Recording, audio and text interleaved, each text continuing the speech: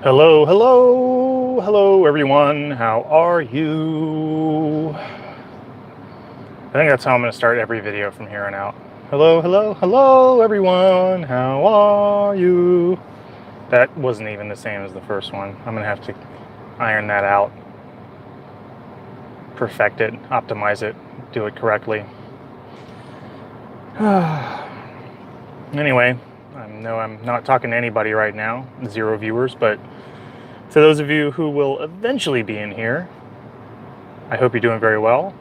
Thank you for joining me. Hope you had I hope you've had a great week, and I hope you have a great weekend this weekend.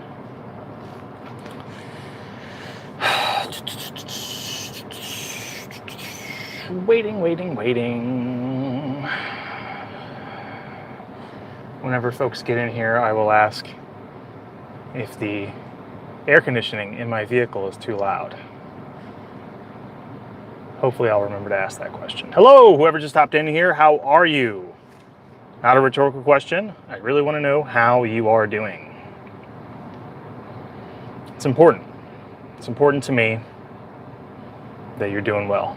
And it's also important that if you're not doing well, that you get well soon. Oh, whoever was in here just left. So I'm all by my own again, all by myself. Don't wanna be all by myself. Yeah. Singing's not my strong suit. Definitely shouldn't quit my day job.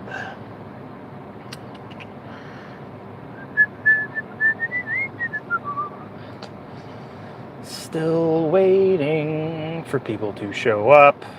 A little bit early. I said in my community post that I was going to start 5 o'clock, so we're about 10 minutes out from that time, so I figured, what the hell, why not start now?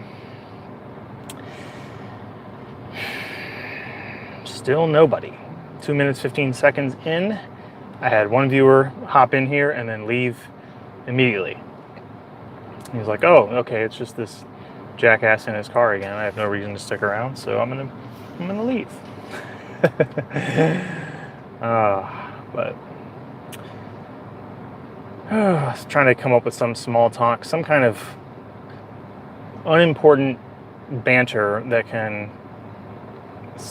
perhaps ideally keep people interested if they ever watch this recording, while at the same time saving the most important, most pertinent stuff for the people who will actually show up. Oh, it looks like someone joined. Hello, how are you? Very nice to see you. Welcome, welcome. Thank you so much for joining. As always, y'all are welcome to type in the chat. Let me know how you're doing, what topics you'd like to discuss. And he's gone, or she. Whoever it was in there, the one viewer that I had for about 5 seconds, decided to leave. Still waiting. Waiting for some people to show up and type me up some messages in the chat.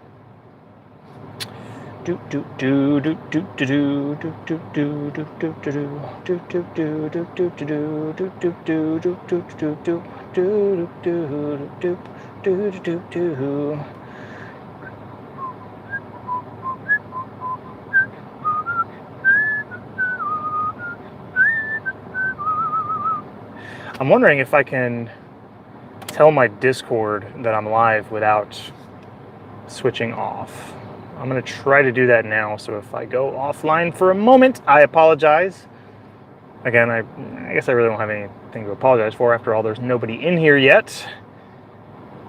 Perhaps there will never be anybody in here. Wow, that would be really sad, having a stream with no audience. Pathetic. Let's see. Sorry, everybody. Dropped off for a second there. I was checking my Discord. Somebody suggested that I discuss the topic of morality, because apparently there's some sort of, he said there was something going on all week about a WAP video. I have no idea what that means. Hello to both of you who are in here. How are you? Yeah, so I got a suggestion from somebody in my Discord about a topic that I should talk about today. The question was, can you discuss, or it was more of a statement. It says you can discuss morality because of this and that going on with some sort of WAP video. No idea what that means, but I'm just confused. If anybody could enlighten me on what that means, I would certainly appreciate it.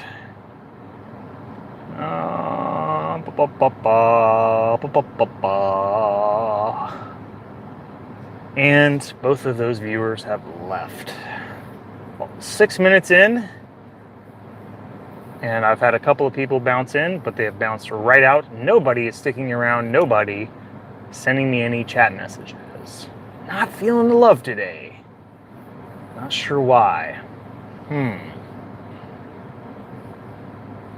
Couple of reasons perhaps why. Number one, it could be because I'm not playing a video game. I guess people would rather, hop on and look at a video gamer stream for a little while, like Dr. Disrespect or something like that. But Jamie says, I think WAP is a music video. Oh, okay. Oh, well, thank you, Jamie.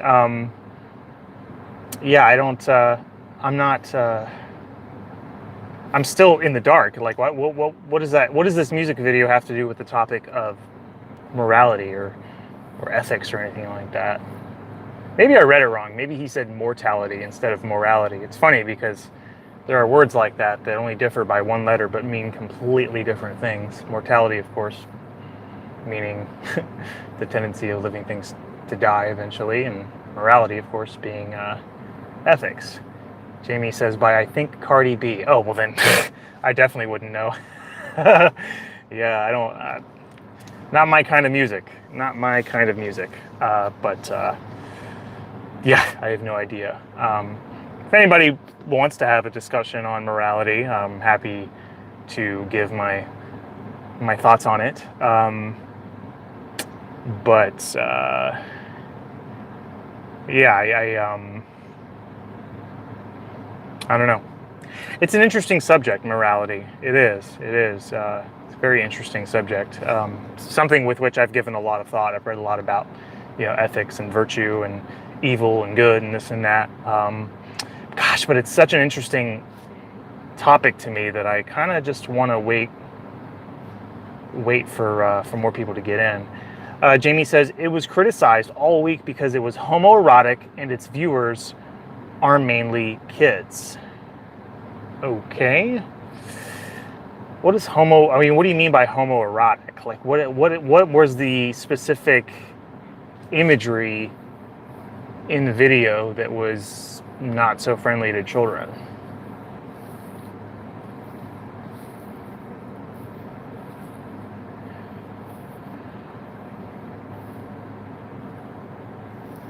I don't know. I mean, just thinking about this, I watched a lot of, R-rated stuff when I was a kid. By the time I was like 14, 15 years old, I was watching South Park with my parents. Jamie says, women dancing with barely any clothes on. Yeah, I don't know. To me, that's not such a big deal. I just don't think that, that is something that's going to completely change the trajectory of a child's life to the point where, little Billy was doing so well and he was just on this picture perfect path to grow up to be an amazing adult with a beautiful wife and family and make all these wonderful contributions to society, when suddenly that Cardi B video came along and just completely ruined his life. I just don't think that's really how things are. I don't think that's how people are. That being said, I mean, sure, I'm sure it's very, distasteful, and, I wouldn't want my kids watching something like that. But if they were to watch something like that, you wouldn't see me, lose my shit or write a letter or, grandstand about it. I would just, take it as my own sort of personal responsibility to sort of try to keep better tabs on what's going on with my children. WAT stands for wet ass pussy. Sorry for the vulgar language. I'm just simply reading the chat message. Thank you for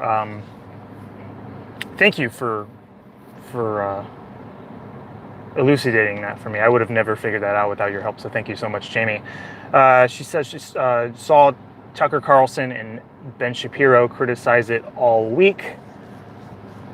Okay, yeah, sure. I mean, I'm sure that I'm sure that a lot of those criticisms are very warranted. But I think that, the market wants what it wants. And I think that the burden of responsibility lies on the parents of these children.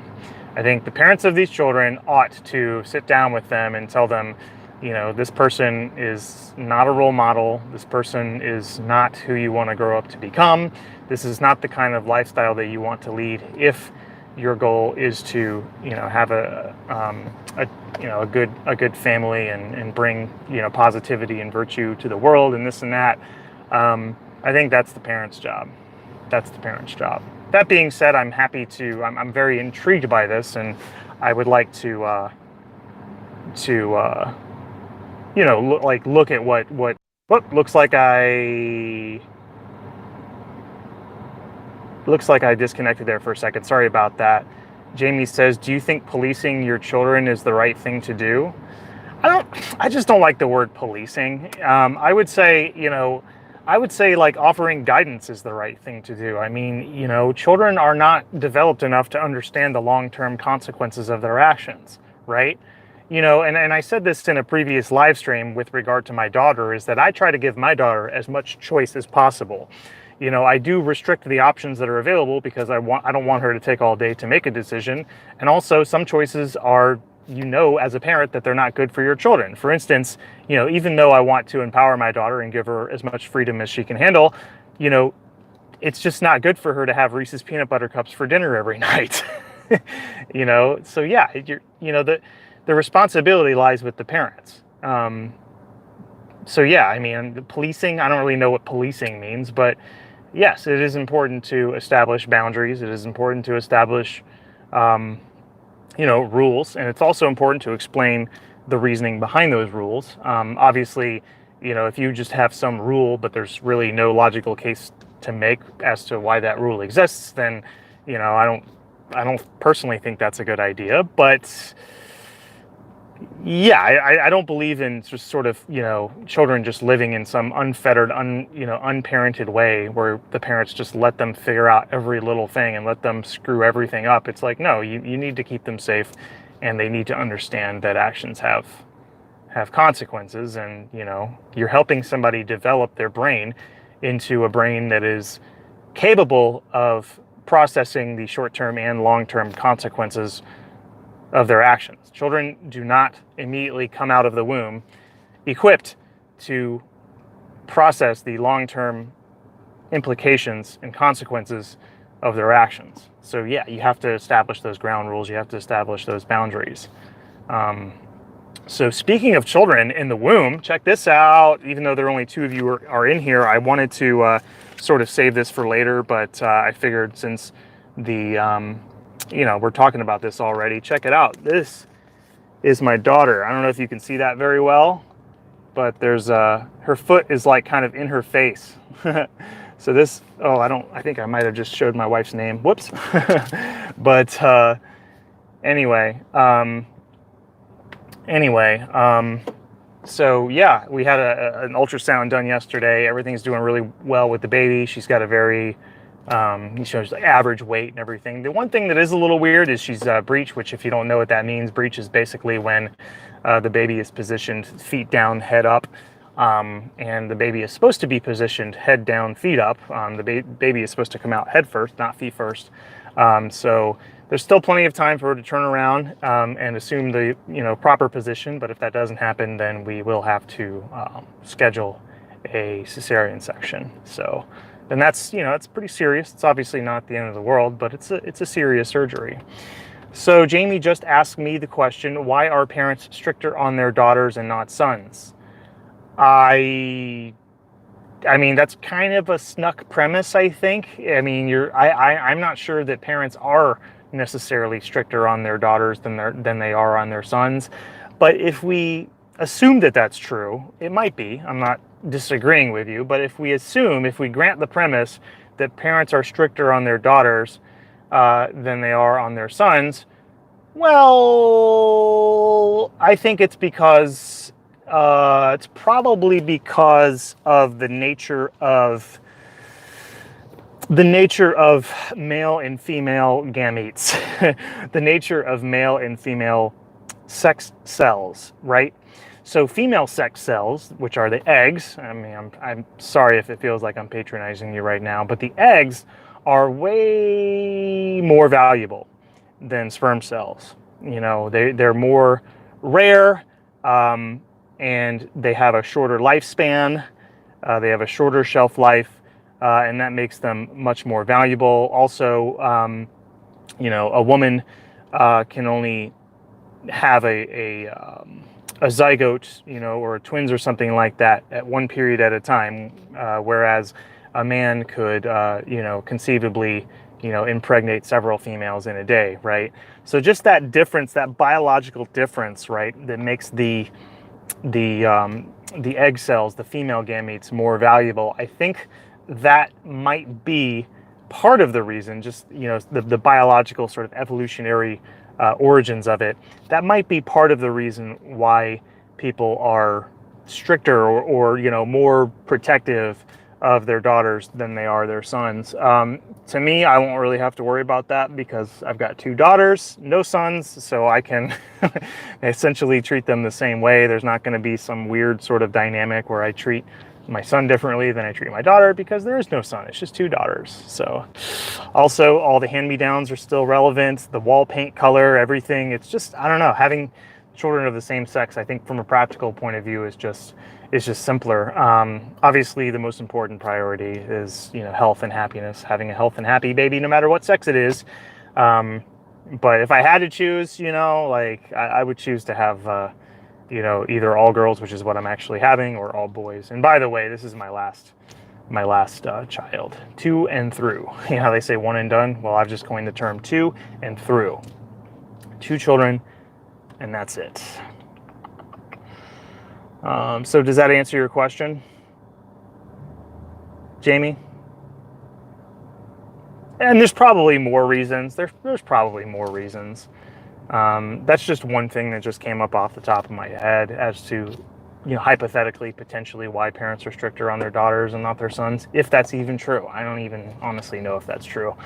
And also, you know, I grew up in a house, just me and 2 brothers. So like, I didn't sort of have that sort of dynamic where, you know, there was like one girl or, you know, and there were like, you know, children of different sexes, and so the daughters got treated differently than the sons. Like that just wasn't even possible in my house because I you know, I just had 2 brothers. It was just 3 dudes. So Jamie asks, yep, okay, how do you deal with failure or depression? Oh man, that really hits home for me. You know, I'll talk about failure. I don't want to talk about depression because there's a lot of sort of personal things that I am not yet comfortable at this time sort of talking about publicly with regard to that topic. There's a lot of subject matter, just nothing that I am willing to disclose at this time. But in terms of failure,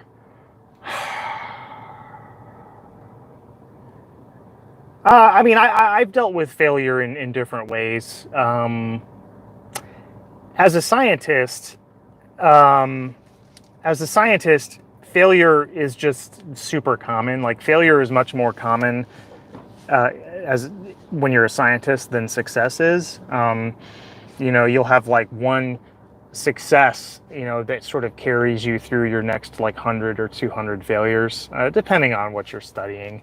I suppose if you're like, you know, just a social scientist or, you know, something, just banging out like surveys all day, you probably don't have a whole lot of failures. You just conduct your surveys and then publish the results. But as a natural scientist, as a chemist, you know, you fail a lot. You fail a lot, and it's like that famous Edison quote where he says, you know, I have not yet failed, I have just found 1,000 ways that don't work, which is progress. You know, you know, if you keep good records and you have a good attitude, then your failures actually do progress you toward figuring out, you know, how to succeed. You know, if you, by figuring out what doesn't work, or at least, you know, multiple iterations of things that don't work, you're just a little bit closer to figuring out what does work. Let's see. Jamie says, should I abuse alcohol?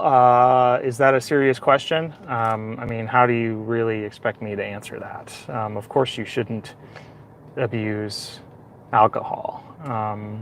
You know, let's keep it, not trying to be a dick, but you know, let's try to keep the questions, you know, fairly serious. You know, I mean, we're trying to, you know, foster an environment where you know, people sort of think critically and have intelligent adult discussions about things. And asking me whether or not you should abuse alcohol, I just, you know, I just don't think that's a very valuable use of our time. No hard feelings, but yeah, I mean, the short answer is no, you shouldn't abuse alcohol. Of course not. Kai says, hi. Hello, Kai. Very nice to see you again. How are you doing? How are you doing, Kai? You know, Kai, I didn't show you this. Oh, it looks like Jamie left. Maybe Jamie didn't leave. I noticed someone just left. I hope it wasn't Jamie. Sorry, Jamie, if you were upset by me calling you out for asking me a silly, nonsensical question, but I'm going to stand firm on that. You know, I really want to create an environment where people are, you know, asking serious questions and we can have adult, intelligent discussions about things. So, yeah. Anyway. Oh, now I have 0 viewers. Or so my screen says. If I don't have any view, or if I do have a viewer, oh, somebody just popped in. Hello, how are you? It's weird, like, you know, my screen tells me how many viewers I have, which I'm not sure how, you know, if that's really updated in real time. Anyway, but it doesn't tell me who's in, so I can't really figure out like who's here and who left unless they type in the chat. I can tell who's here. Pretty good. Last time we spoke, you were ordering Chipotle. right. I remember this. Yes. Very cool. Very cool. Yes. And the Chipotle was good. It turned out pretty good. Wife didn't feel like cooking. I sure as hell didn't feel like cooking. So Chipotle kind of came to the rescue. But this was something that I sort of showed earlier on my camera. This is, I'll try to show it to you without showing any like identifying information, but this is my second daughter. This is our, I think, I can't remember how many weeks, like 30 something week, 31, 32 week scan, ultrasound. And I don't know how well you can see that, but her foot is basically like in her face, like she's really flexible as babies tend to be.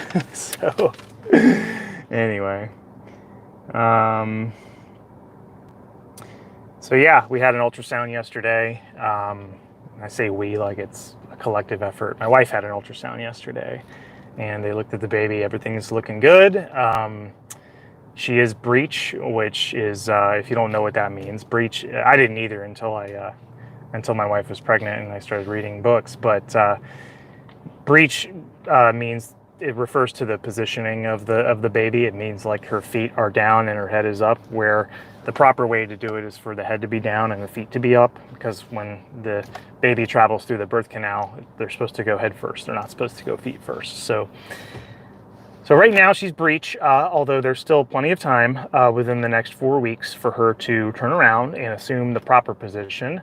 But if she hasn't turned around, if she's still breech 4 weeks from now, then that means that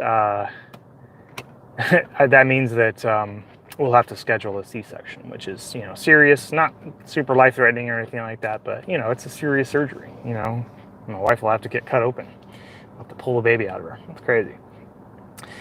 It says, I can see from your enthusiasm, this is the daughter you picked as your favorite. Oh, man, that's not cool. Why would you call me out for that? Oh, man.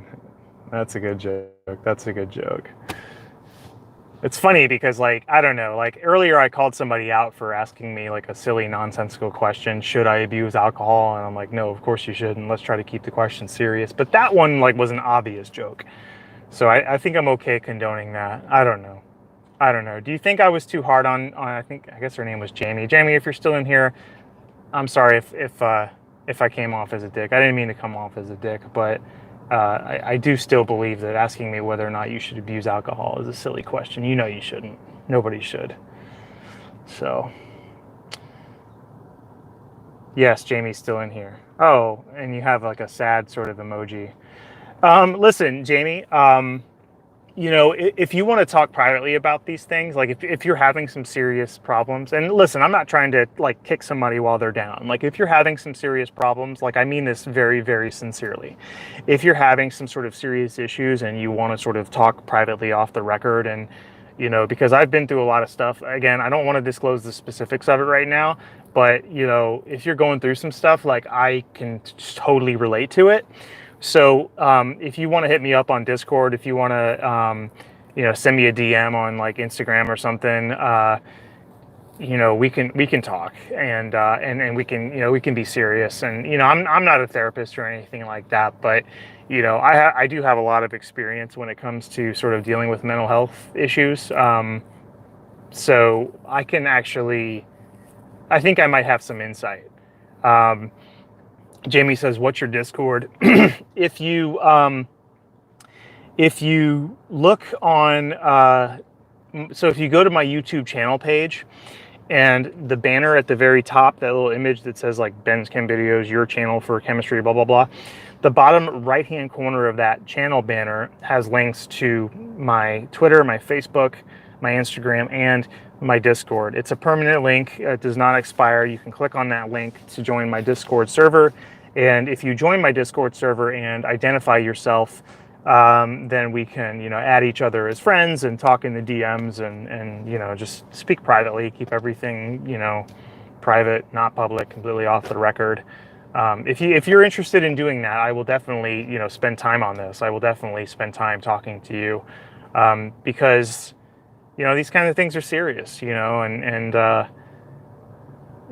you know, it's really, you know, it's personal for me, believe me. So, and if you are dealing with anything, I'm not sure if you are or if you aren't, but if you are dealing with anything, then, you know, from the bottom of my heart, I am very sorry.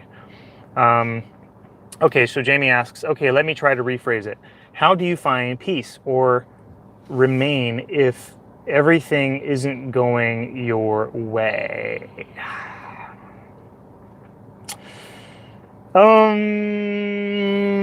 Okay, well, the first thing I would say is to sort of reach out to your support system.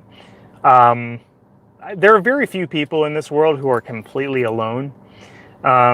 You know, most people have at least one parent. Most people have, you know, friends. Most people have siblings. You know, people have some sort of a network, some sort of a support system that they can call to action, right? Because that's what everybody says, you know, family, I love family, I want to help out family. Well, you know, maybe now's the time to put that to the test and actually ask these people and bug them for help, you know, and don't be, you know, don't feel bashful about asking them and bugging them for stuff, because, you know, I'm sure that you'd be willing to help them in their time of need. Well, right now it's your time of need, and it's, you know, right now it's like right now I'm in a state where I'm asking for help. I'm happy to return the favor when I can, but right now I need something, right? So call upon your support system and, you know, tell them about what's going on. Now, in terms of, you know, things not going your way, you know, it depends on whether you're depressed or not, because if you're depressed, then your brain is basically hijacked and you can't really look at every, like when you're depressed, like I said, your brain is hijacked and you look at everything through these like tinted sort of, you know, excuse my vulgarity, but I can't really find a better subscription. It's like when you're depressed, your brain's hijacked and you look at the world through these like shit covered glasses. And, you know, when someone asks you when you're depressed, how, you know, what's making you upset? And it's like, there's nothing that's making me upset. It's like, I'm upset originally. Like the upset feeling comes first, and then that's how I look at everything. It's not one particular thing that's making me upset. This is an internal problem that I'm having. It's not external. It's not about, the fact that my printer isn't working. It's not about, the fact that, things are getting crazy at work. It's like, it's the fact that there's something wrong in your brain, and it's causing you to look at everything in such a negative way, right?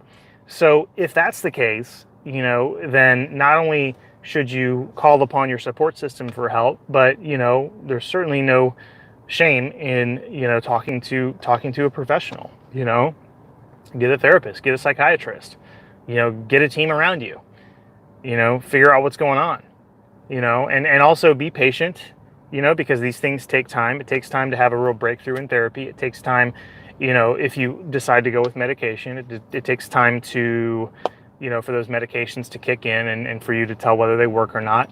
So be patient and be kind to yourself. And, it's okay. I mean, life's not supposed to be perfect. I mean, wasn't super long ago in terms of biological or let alone geological time when we had to freaking kill our food with a stick, and the average lifespan was barely 30 years old. Like I'm 30, like I would be like an old man. If we're talking about like, early Homo sapiens and stuff, I would be like on the upper end of lifespan. So, from a practical empirical standpoint, in terms of like what you need to do to survive, we're way better off than our ancestors for sure. But again, saying that doesn't really help somebody who has problems with their brain. There's nothing that you can say that's gonna like turn the light on and fix somebody who has a chemical imbalance in their brain. Okay, that's a professional thing. That's a problem that the professionals have to step in and deal with. You know what I mean? Like you can't will yourself out of it. You can't meditate yourself out of it. You can't logic your way out of it. If you could, you already would have. And again, I don't know if all of this applies to you. I'm just saying that if it's gotten to this point, then that's what I would recommend you do. Go to the pros. Go to the pros. That's what they do. They devote their lives to studying and understanding this kind of thing. Utilize them. And if you can't afford it, call upon your support system. Get some crowdfunding. Like do what you got to do. Even though you're down, you're still responsible for seeking out your own health. She says, I just started watching Stefan Molyneux videos and I am slowly getting optimistic. Oh, okay. Very cool. Very cool. Yeah. Stefan Molyneux is, he's a very misunderstood guy. I mean, just look up his Wikipedia page. I mean, it's absolutely abhorrent or aberrant. I can't remember how to pronounce that word, but it's just absolutely disgusting what they've done to him, what the media has done to him, how they've painted him. He is not evil. I mean, he has consistently and adamantly defended non-aggression, respect for property rights, peaceful parenting, keeping your contract, you name it. Abhorrent. Yeah, that's what I thought. Thank you. That's the first one I said. Okay, so Kai asks me, how's your week been, Ben? Oh, man, I've been so busy. Kai says, how are you happy things are slowly going back to normal? LOL. Things are not slowly going back to normal for me, man. Things are just freaking so busy. Jamie says, anyone can easily edit a Wikipedia page. No, I mean, not to prove you wrong or anything or one up you or anything, but that's not true. Stefan Molyneux's page has been locked for editing. So they locked it so that nobody can say, no, he's actually not a white supremacist. He's actually, a non-aggression advocate. He's actually a peaceful parenting advocate. He's never once said that he believes in any kind of inherent racial superiority, and yet, people edit his Wikipedia page and then it gets locked. So nobody can edit it again. So, yeah. I know most Wikipedia pages, like anyone can just come in and edit them, but when it's something like controversial, if it's something, because Wikipedia is not, there's a paper trail, there's funding, and the people who are funding them, not so keen on the whole freedom thing. Kai says, did you get your AC problem resolved? Yes, I certainly did. The air conditioner is working smoothly. I'm happy to report we are not boiling our frickin' faces off, so that's pretty good.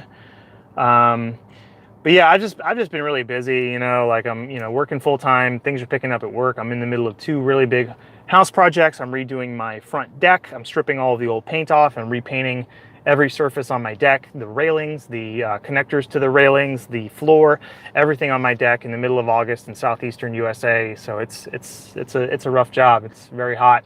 And then of course there's my shower project, which I've talked about repeatedly. That's sort of been put on hold. I'm trying to finish the deck before I resume working on the shower because we have a front yard baby shower that's coming up. There's some people from the church that we go to that are coming to throw this baby shower for my wife that's like, COVID compliant and socially distant and all that on our front lawn.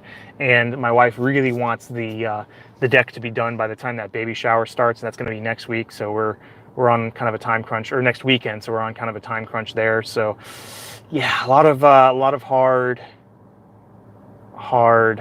deadlines.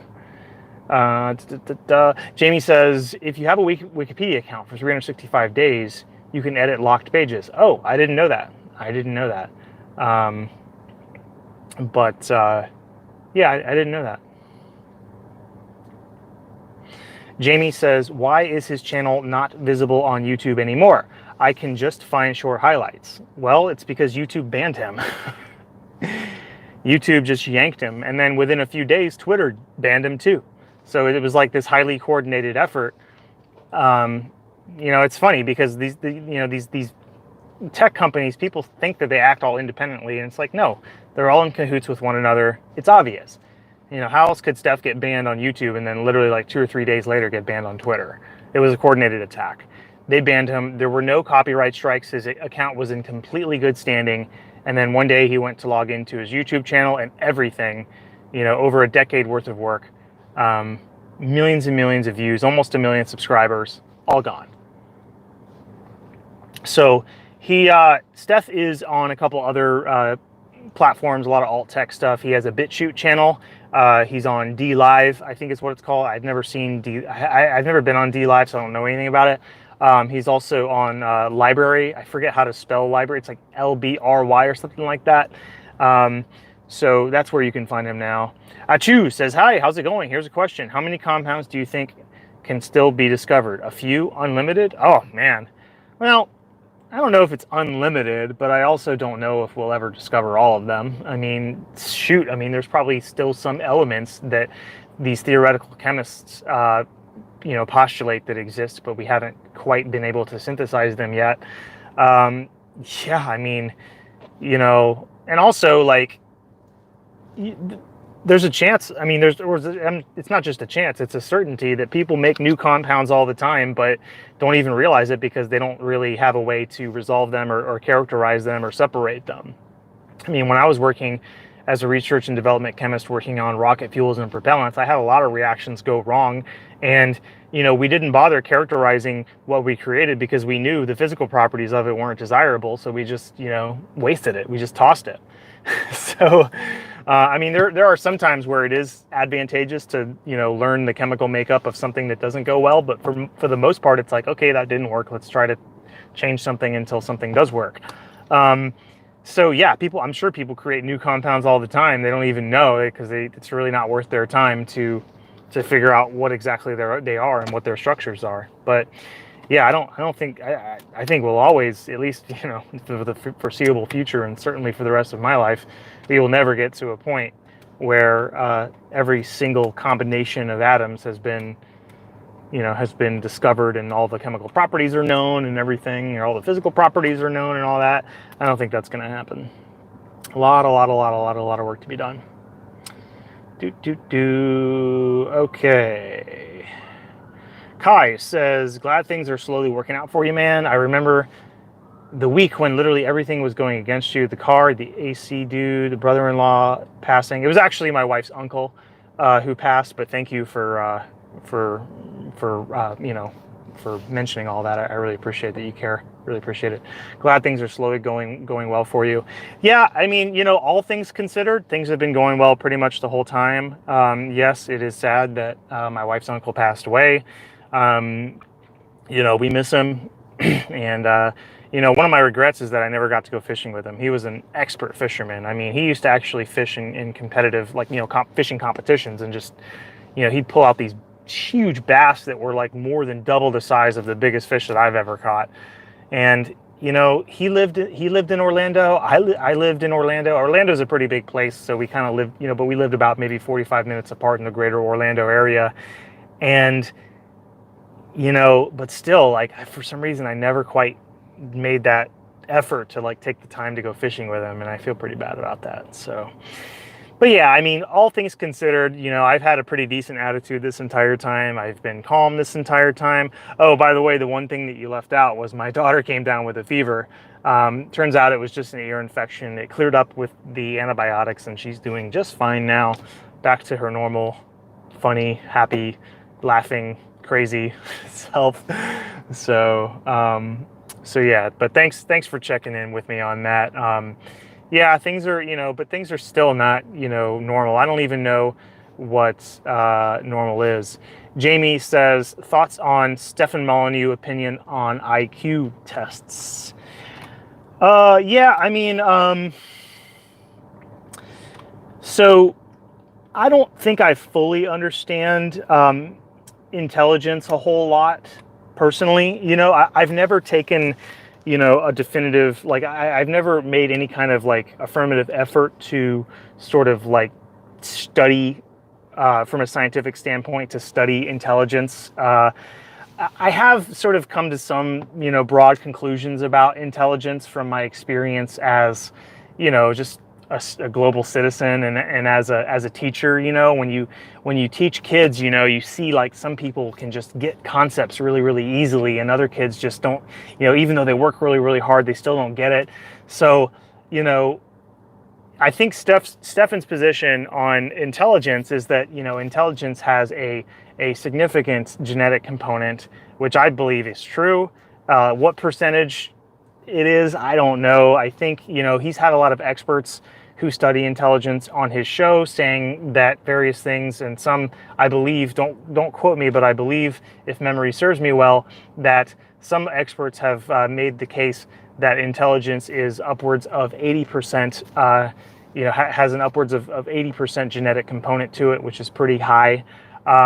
So, if we accept that intelligence has a significant genetic component, and we also understand from sort of like a biological evolutionary point of view that, you have these different populations on different parts of the planet that have different sort of climates and different selection pressures. This is a lot of biological jargon, but like selection pressures are basically like the environmental things that favor certain traits that will get passed on in the next generations and beyond. So you have different populations on different parts of the planet. They're isolated from one another. They're subject to, gene flow and genetic drift and all the rest of it. And to expect those populations to come out with, the same exact level of whatever the genetic component of intelligence is, I think is a little bit naive. I think there are going to be some differences among groups. And from what I understand, the differences in intelligence among, certain groups of people are pretty well understood and well documented to people who study this stuff. It's just they're heavily suppressed by the media because, look, I get it. Like, nobody wants to believe that, like, everybody wants everybody to be the same, in terms of like, where they end, where they are on the starting line, and intelligence is kind of like, intelligence is kind of like, Kai just sent me something that's funny, and I'll read it in a second, but let me just finish my thought here. Damn you, Kai, you're derailing me. Intelligence is like the biggest predictor of success. It's like smart people do well, smart people do well than, people who aren't as intelligent. And so, to think that, just because of your ancestry, that you might be predisposed to having a lesser intelligence than somebody else is a very upsetting and unfair, and just, it's not a good thought, and it sucks. And so I completely understand the emotional reaction to, to data about, different races or different groups of people having different, average levels of IQ and stuff like that. So I completely understand why that's a very sensitive topic and why people are very upset about it. Hell, I'm upset about it. But the difference between me and a lot of these other people is that I actually am honest enough to talk about it, like from an objective, through an objective lens, rather than just sticking my head in the sand and pretending that these findings don't actually exist and then shooting the messenger of anybody who is honest about it.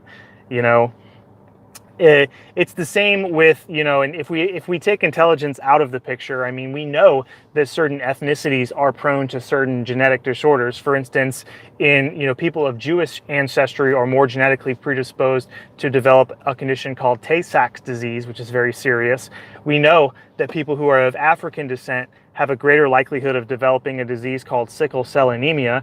And again, that doesn't mean that they're like bad people or that they're like lesser people or stuff like that. It's just reality, and it's not fair. Nature's not fair. Nature sucks sometimes. There's beautiful things about nature and there's things that suck about nature, and it's not like, haha, you're predisposed to Tay-Sachs, or haha, you're predisposed. It's not like that. It's not like I'm better because I don't have a higher likelihood of getting these things. No, I'm not saying that. I'm not saying anything, and I'm not trying to say that anybody here is accusing me of that. But I think the important thing is, all that Stefan Molyneux has tried to do is to be honest about these things.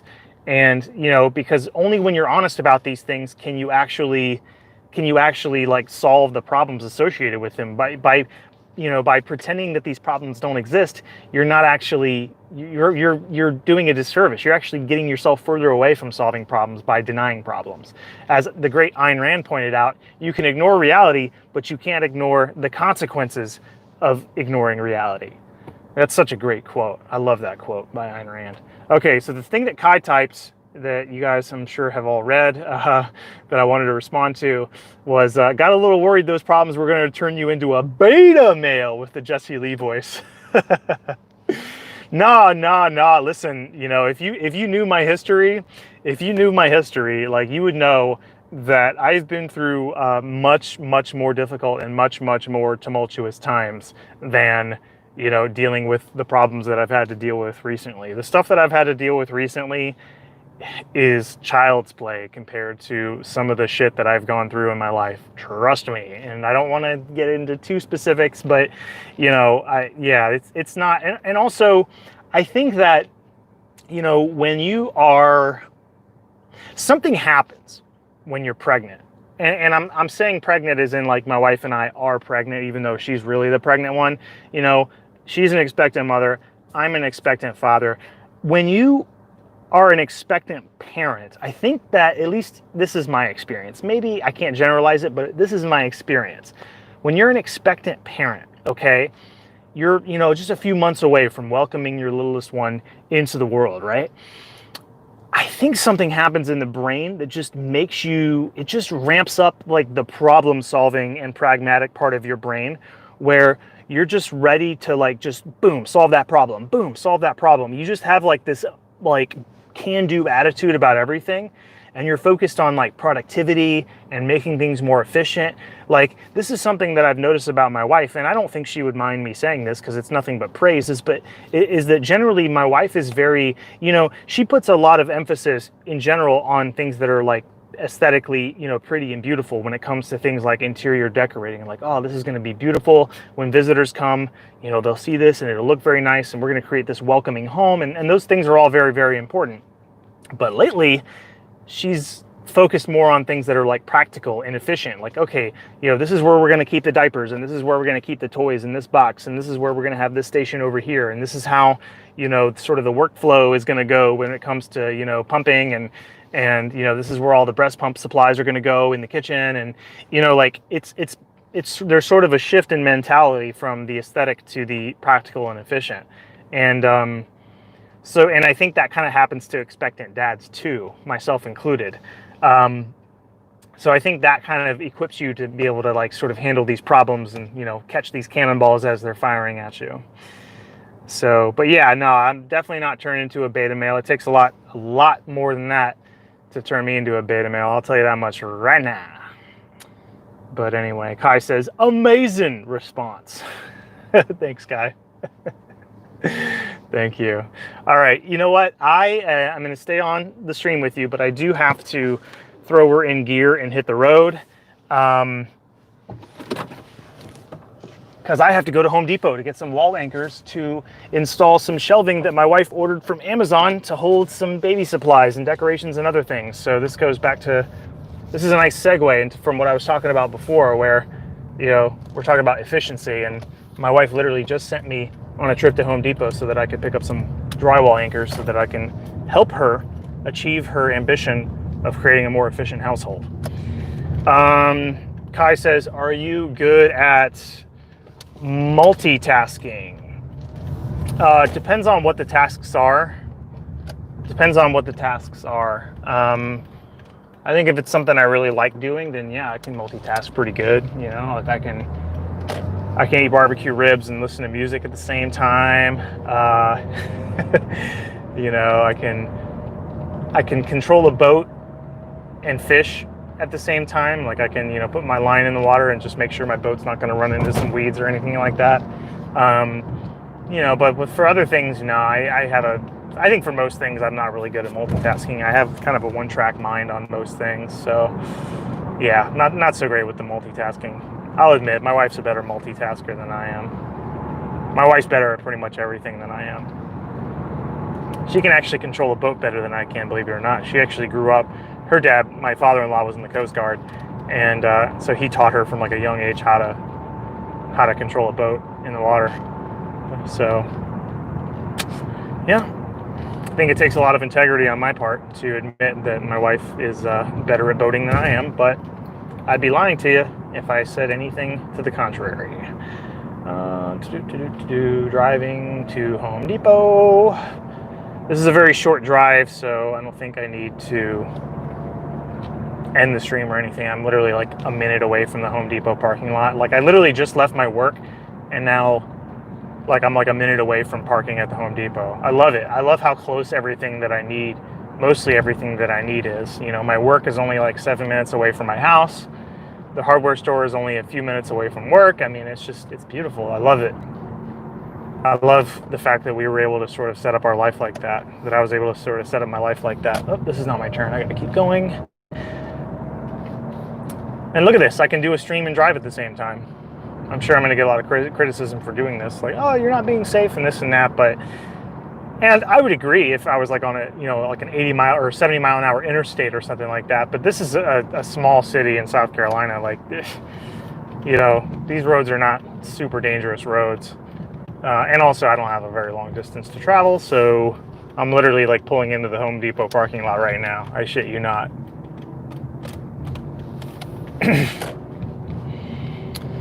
One more, like 2 more turns and I'll be like literally parking at the Home Depot.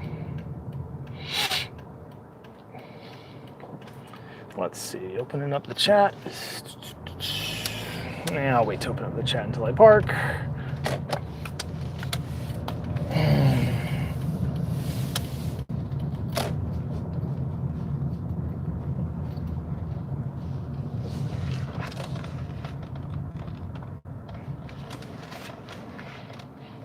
And that's it. I'm parked. I'm at the Home Depot. So I am now safe to interact with the chat once again. Kai asks, how did your home renovations turn out? Well, they haven't turned out. They're still turning out. As I explained earlier, I think before you came on, I'm in the middle of 2 major projects right now. My front deck has been moved to the front of the line because we're having a baby shower. The church that my wife and I attend, the people in that church are throwing a baby shower for us on our front lawn. It's going to be, you know, socially distant and COVID compliant and this and that, you know. And my wife really, really wants the deck to be painted and ready to go by the time the baby shower is thrown, which is next weekend. So I have a pretty truncated time frame to get it done, but I think I'll be able to get it done. And then there's, of course, my shower, which is looking pretty good. I just need to wipe away some mortar, clean out some grout lines, apply the grout, seal the grout, install the door, and install some molding between the shower base and my floor tile. That's it. Just those things. But no, they're going well. They're going well. Sometimes, you know, oftentimes it seems like there aren't enough hours in the day for me to get these things done, especially with a toddler who's very needy. And that's not a criticism of my daughter. She's great. It's just, you know, children who are almost turning 2. That's another thing. My daughter's second birthday is coming up, and we're planning a little bit of a little small get together for her. So that's just another thing on the old to-do list. But yeah, I mean, getting these house projects done when you have a, you know, a toddler is it's a challenge. You know, they need what they need. You know, you can't leave a bunch of crazy sharp like power tools and shit like that just laying around. So still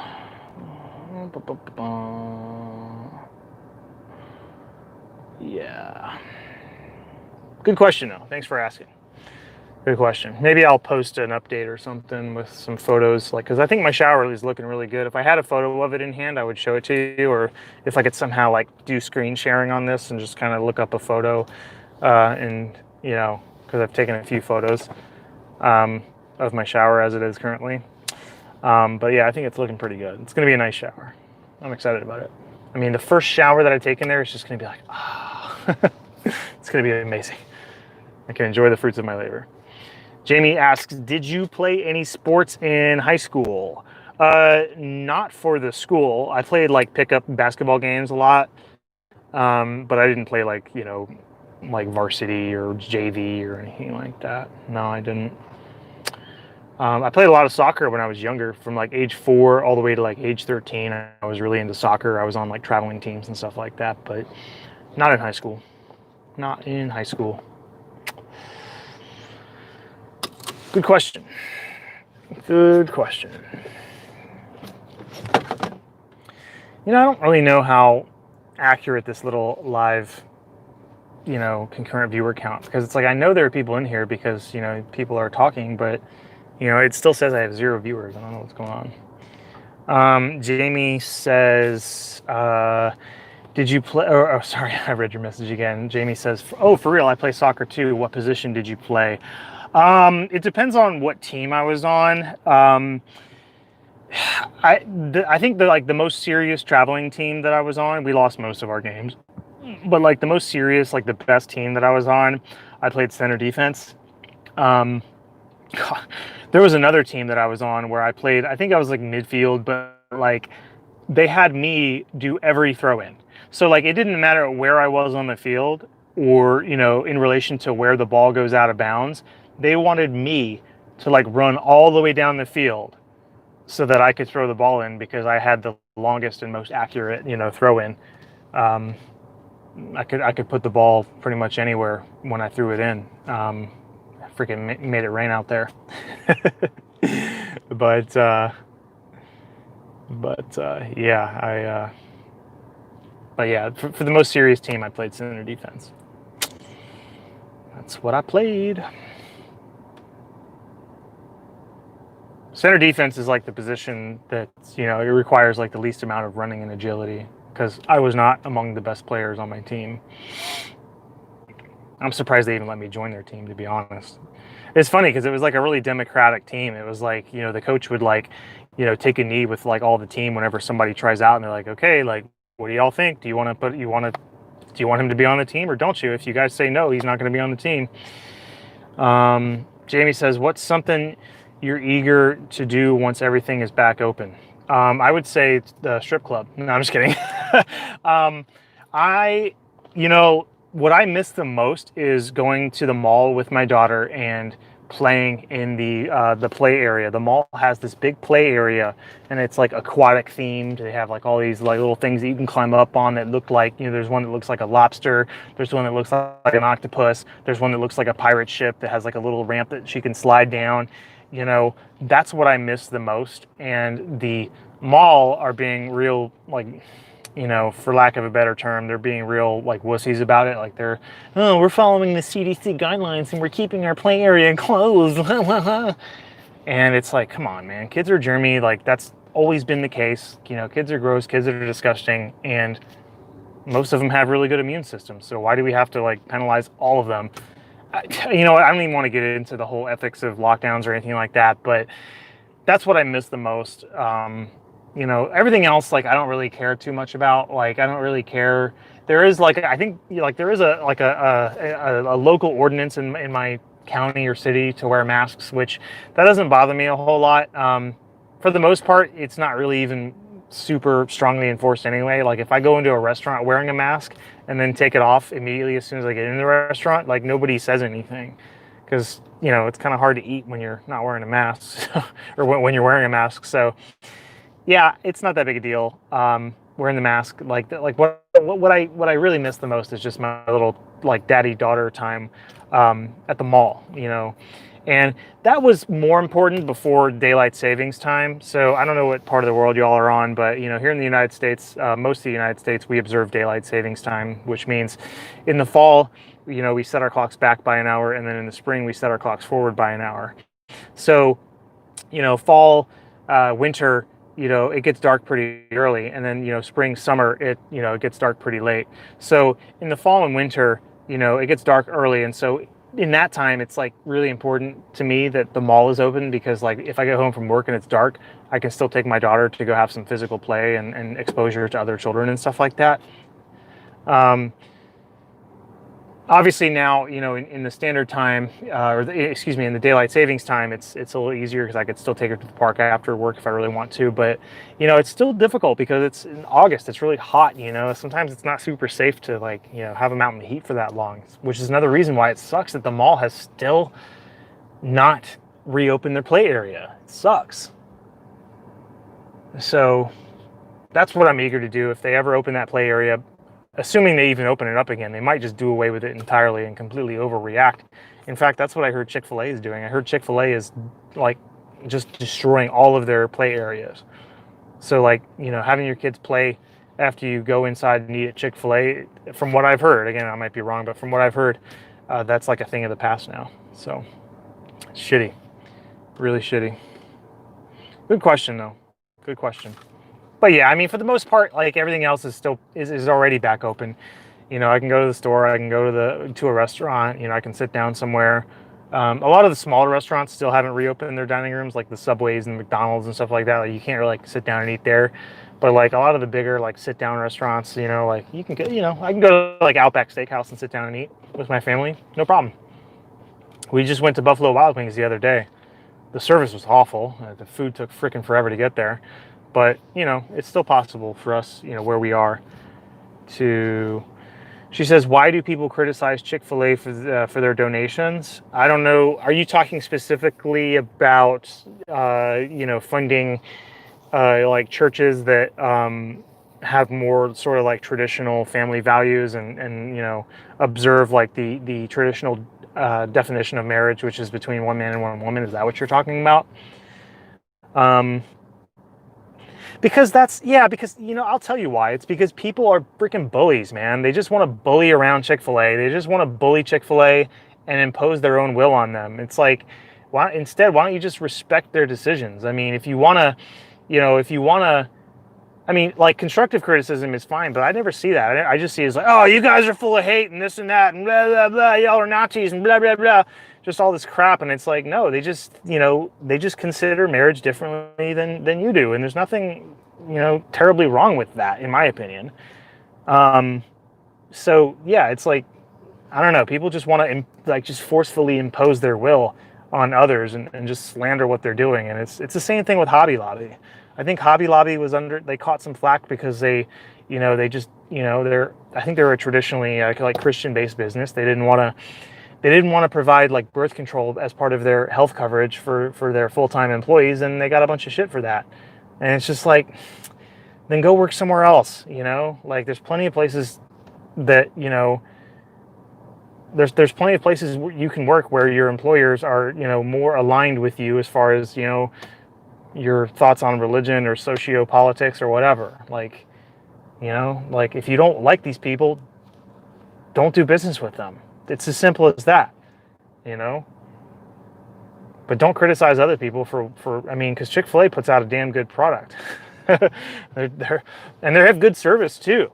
Chick-fil-A has very good service. Their drive-thru runs like freaking clockwork. I see memes all the time where people are saying whoever's in charge of the Chick-fil-A drive-thru should be running our country, because they run it really, really well. They have great service. They have great products. So, it's funny because people look at that and they're like, oh, Chick-fil-A is evil. And then, they see how much Chick-fil-A is killing it. How their lines are always like around the block. and you know how much business they're getting and how satisfied people are with their products. And it's like, you know what, maybe there is something to Chick-fil-A. Maybe they actually, you know, maybe we should actually listen to them. Maybe they're onto something, you know. And I know one doesn't mean the other. I mean, you know, we all have our own ideas, our own beliefs and everything. And, you know, I just hate when people just, you know, shame others for like getting Chick-fil-A just because of where Chick-fil-A happens to, you know, donate some of their money. I mean, you know how many, it's like how many people, you know, if someone, you know, and I actually remember I actually had sort of a debate with somebody about this long ago. It was like somebody who's like, oh my God, if I see somebody with a Chick-fil-A bag, I just want to walk away. That's just disgusting. And it's like, how many people have you employed? You know, how many charitable donations, like how much money worth of charitable donations have you made? You know, how many hungry people have you fed? You know, like people are just so freaking high and mighty, and they pump up the negative and completely disqualify the positive. You know, Chick-fil-A has done a lot of charitable work. And then, you know, when you say, oh, well, they've only done the charity because, you know, you know, they can write it off on their taxes and this and that. It's like, okay, even if you accept that that's true, so what? Like, they still did it, you know, and that's still better than what you're doing right now, which is bitching and complaining about Chick-fil-A. Like, you know, if you want there to be some, you know, chicken sandwich company that, you know, doesn't donate to, you know, people who have traditional family values, then why don't you go out and like start a chicken joint and run it however you want and donate to whomever you want. No one's forcing you. No one's stopping you from doing that. Oh no, I don't want that. That would take too much work. Anyway, I'm ranting, but you know, those are my those are my thoughts on that situation, and I would be very, very intrigued to hear what your thoughts are too. Not just me rambling in front of a camera. By the way, I do have to get going soon. I'd love to stay and chat with you guys all night, but I have a to-do list the size of 3 declarations of independence, so I have to get going and get on with a very, very busy weekend. I'm going to be doing a lot of work outside, doing as much of my deck as I can do. Deck, D-E-C-K, very important distinction there. I have to cut grass because my grass is growing like crazy, middle of August. So everything needs to be presentable for the upcoming baby shower next weekend.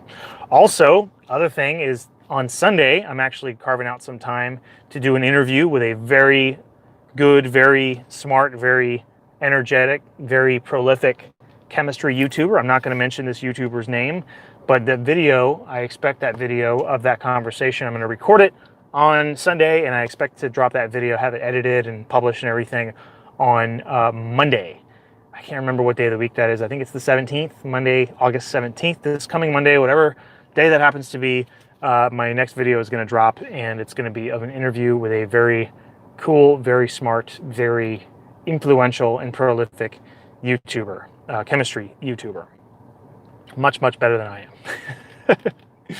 So that's going to be cool. I'm really excited to have a conversation with this YouTuber. So, all right. So yeah, I'm going to wrap it up. If anybody has anything last minute they want to say, I would love to hear it. Otherwise, I'm going to get going. Thank you for watching. Thank you for your support. If you haven't already begun following me on the various social media platforms, I do have Facebook, I do have Instagram, I do have Twitter, and I do have a Discord group. You are more than welcome. In fact, I would really, really appreciate if you took the time to follow me on those platforms if you haven't already done so. It's easy to find those links. You can simply go to my YouTube channel page. On the top of that channel page, there is a channel banner, and on the bottom right-hand corner of that banner are the links to Twitter, Facebook, Instagram, and Discord. So if you're interested, I'm not going to hate on you if you don't, but if you're interested in following me on those platforms, I would wholeheartedly appreciate it. And also, I dropped a video early this week announcing that the link to my baby registry is now available for anybody who would like to contribute to it. Of course, you are not obligated at all to contribute. It's just some people expressed some interest in contributing, so I thought I'd sort of grease the wheels and make that option available. So if you want to, you are more than welcome to do that. Haven't seen any contributions yet since I dropped that video, but the video does have a few likes, so you know, I do appreciate the support wherever I can get it. sound pathetic right now. I think I should just end this freaking stream. Anyway, all right. Well, I'm gonna get going, but very nice talking to you guys, and look forward to seeing you soon. All right, take care. Bye.